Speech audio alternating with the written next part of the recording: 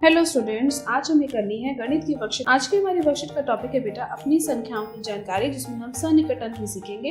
Last worksheet में भी आपने सन्निकटन यानी एस्टिमेशन करना सीखा था संख्याओं का, उसकी आसपास की इकाई, दहाई और सैकड़े की संख्या के लिए। आज हम सन्निकटन सीखेंगे योग या घटा करने की समझ के लिए। तो चलो बेटा आज की वर्कशीट शुरू कर लेते हैं। आज की वर्कशीट अगर आप इंग्लिश मीडियम में देखना चाहते हैं तो डिस्क्रिप्शन बॉक्स में उसका लिंक दिया गया है, आप उसे वहां से देख सकते हैं। देखिए आज की वर्कशीट में क्या दिया गया है। श्रीमती देवसेना 2000 में अपने बच्चों के लिए कुछ उपहार खरीदने के लिए बाजार जाती हैं। दो उपहार जो उन्हें बहुत पसंद आते हैं उनकी कीमत होती है 1175 रुपए और दूसरी की होती है ₹449 यानी 439 रुपए। क्या आप समझते हैं कि देवसेना के पास इन उपहारों को खरीदने के लिए पर्याप्त पैसा है? जब भी आप बाजार जाते हैं और आपके पास अगर 2000 का नोट हो और आपको बाजार में चलते चलते कुछ इस तरीके का सामान पसंद आ जाए बेटा कि जो आपके पैसों में आ सकता है या नहीं, तो आप एक अंदाजा लगा लेते हैं ना कि हाँ मेरे पास इतने पैसे हैं, मैं बाजार जाऊंगा तो इतने में मुझे सामान मिल जाएगा।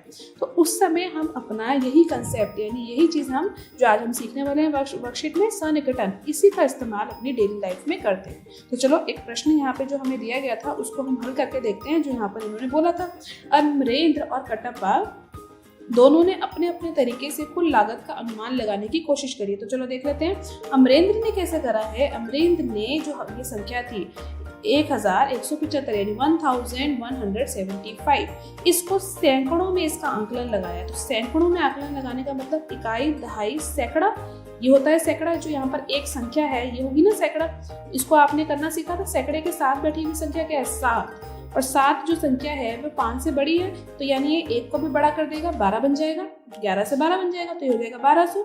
और इसी तरीके से बेटा 449 यहाँ पर जो है इसने सैकड़े में इसका आकलन किया है, सैकड़े में है 4, और 4 के साथ जो बैठी संख्या है वो फिर से 4 है यानी 5 से छोटी है, तो ये हो जाएगा 400। जब आप जोड़ेंगे तो ये हो जाएगा 1600। लेकिन कटप्पा ने किस प्रकार किया, देखिए जो 1175 था यानी 1175, उसको इसने 1000 में आकलन करके लिख दिया 1000 रुपए, ठीक है।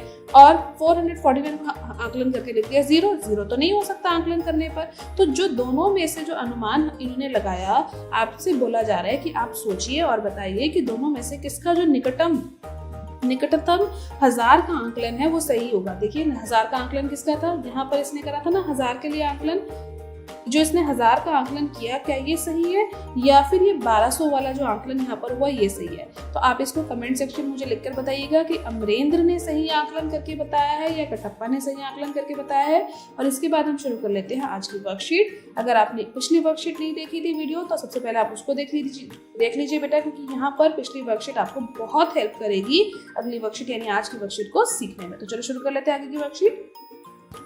आगे की वर्कशीट में बेटा सबसे पहले एक निष्कर्ष दिया गया है यानी एक कंक्लूजन, जो हमने सीखा या जो हम सीखेंगे उसके बारे में एक निष्कर्ष है। क्या दिया गया, देखिए बेटा, अनुमान हमेशा उचित और तार्किक होना चाहिए। यानी जो भी आप अनुमान लगा रहे हैं संख्याओं का, उसके लिए आपके पास एक प्रॉपर रीजन होना चाहिए, एक लॉजिक होना चाहिए कि आपने इसका अनुमान यही क्यों लगाया।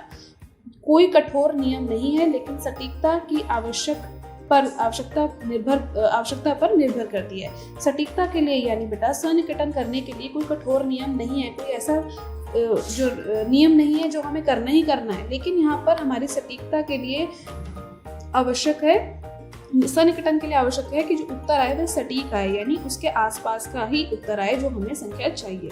अगला, आंकलन की कितनी जरूरत है, यानी कितनी जल्दी से आपको फास्टली कैलकुलेट करके बताना है वो भी आपको पता होना चाहिए। अब जो निष्कर्ष हमने अरविंदर और कटप्पा द्वारा जो ऊपर दी गई थी उसके द्वारा क्या मिला कि अरविंदर द्वारा किया गया आंकलन अधिक सटीक है, क्योंकि उसने अनुमान जो लगाया था वह उचित और तार्किक तरीके से यानी लॉजिकल तरीके से लगाया था। इसके बाद बेटा हमें सीखना है आज योग का अनुमान लगाना। लास्ट वर्कशीट में हमने सिर्फ संख्याओं का अनुमान लगाना सीखा था। आज की जो वर्कशीट है यहाँ पर हम इसके योग का अनुमान लगाना सीखेंगे। बहुत आसान है, कैसे करेंगे, संख्याओं का पहले आंकलन कर लेंगे, यानी संख्याओं के लिए हम सटीकता जान लेंगे और उन्हीं को उसको जोड़ देंगे।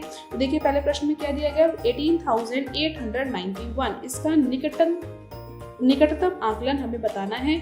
इसी तरीके से 4,201, इसका भी निकटतम आंकलन हमें बताना है। तो निकटतम आंकलन करने के लिए बेटा यहाँ पर हमने जो संख्या चुनी है वह संख्या हमने चुनी है इकाई, दहाई, सैकड़ा, 1000 की। देखो ये 1000 वाली संख्या है ना।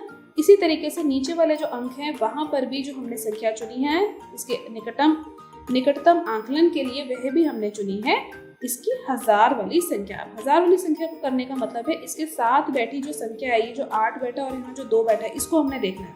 अगर जिस अंक को हमने निकटतम में लेके जाना है, यानी जिसका सन्निकटन करना है, जिसका अनुमान लगाना है जिस अंक के लिए, अगर उसके साथ बैठी हुई संख्या 5 से बड़ी है तो वह संख्या भी एक संख्या बढ़ जाती है। देखो 8 का यहाँ 9 हो गया, इसके पहले बैठा हुआ 1 वैसे ही रहेगा, बाकी की संख्या हो जाएंगी 0।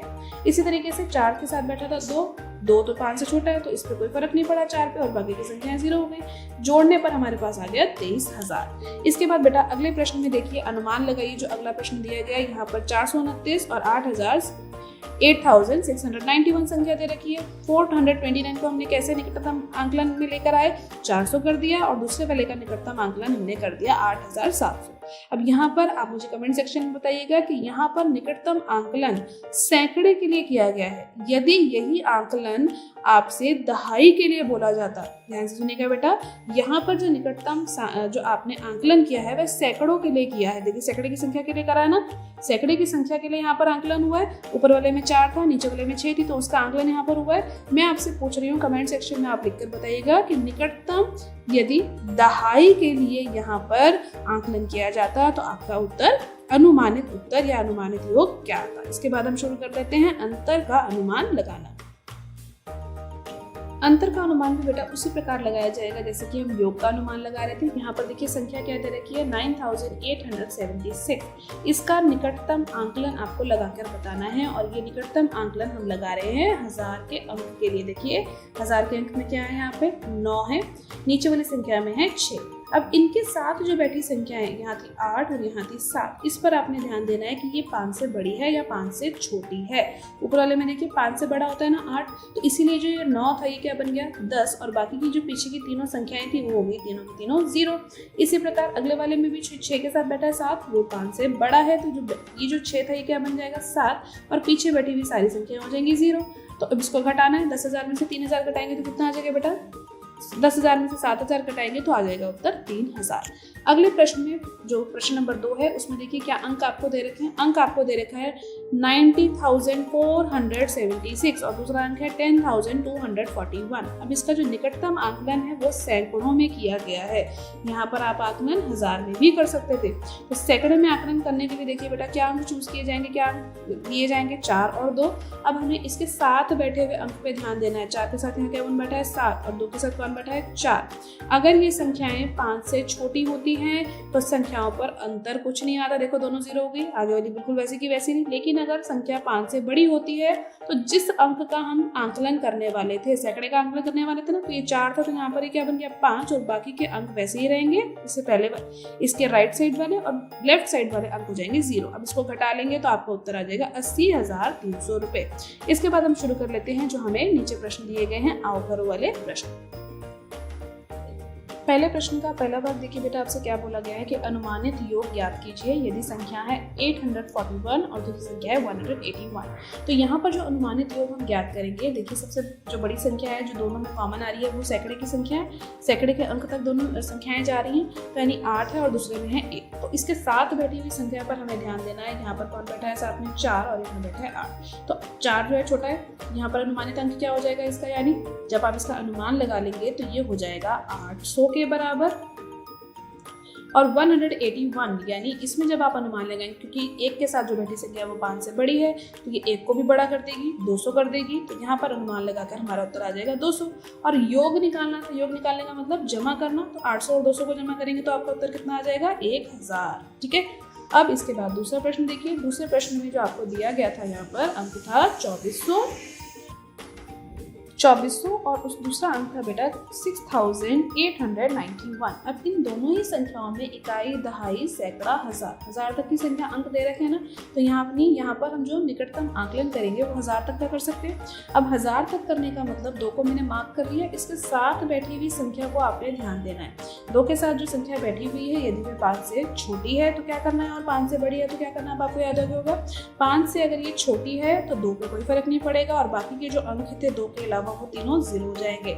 अब अगर 6 के साथ बैठी हुई संख्या 5 से बड़ी है तो ये 6 को भी बढ़ा देगी, एक संख्या बढ़ जाएगा, 6 से 7 हो गया, और बाकी की संख्याएं थी वो हो जाएंगी 0।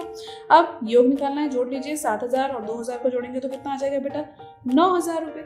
9000 आ जाएगा सीधा सीधा। अब इसके बाद तीसरा प्रश्न कर लेते हैं। तीसरा प्रश्न भी देखिए क्या बोला गया, क्या अंक है 9875 और दूसरा अंक है 5478। अब इसको करने के लिए फिर से देखिए दोनों में जो है जो अंक हैं वो 1000 तक दे रखे हैं, तो यहाँ पर भी जो हम जो आकलन करेंगे वो 1000 तक का कर लेते हैं। 1000 तक का करने के लिए साथ में बैठी हुई संख्याओं को देखना है, यहाँ 8 बैठा है, यहाँ पे बैठा है 4, तो 8 का मतलब 5 से बड़ा है तो 9 हो जाएगा 10, और जो बाकी की जो 3 अंक थे, ये जो तीनों अंक थे ये क्या हो जाएंगे, 0। ठीक है, अब अगले वाले में 5 के साथ जो बैठा है वो छोटा है, तो 5 का तो 5 रहेगा और बाकी के तीनों अंक हो जाएंगे 0। अब इसको जोड़ लेंगे, 10,000 में 5,000 जोड़ेंगे तो कितना आ जाएगा, 15,000। तो तीनों प्रश्न आपको समझ आ गए पहले वाले प्रश्न के। अब उसके बाद शुरू करते हैं प्रश्न नंबर 2, जहां पर आपको निकालना है अनुमानित अंतर का मान। प्रश्न नंबर 2 में देखिए बेटा आपसे क्या बोला गया है कि अनुमानित अंतर ज्ञात कीजिए। अब की बार हमें अंतर ज्ञात करना है, यानी घटाकर दिखाना है, और अनुमानित घटाना है बेटा, सीधे सीधे संख्याओं को नहीं घटाना है। तो पहला अंक देखिए क्या देगा, पहली संख्या क्या है 8299 और दूसरा है 5000। तो दोनों ही संख्याओं में बेटा देख पा रहे हैं आप कि 1000 के अंक तक यानी 1000 की संख्या तक दोनों में गया हुआ है। अब इसके साथ बैठी संख्या है 2 और नीचे वाली संख्या है 0।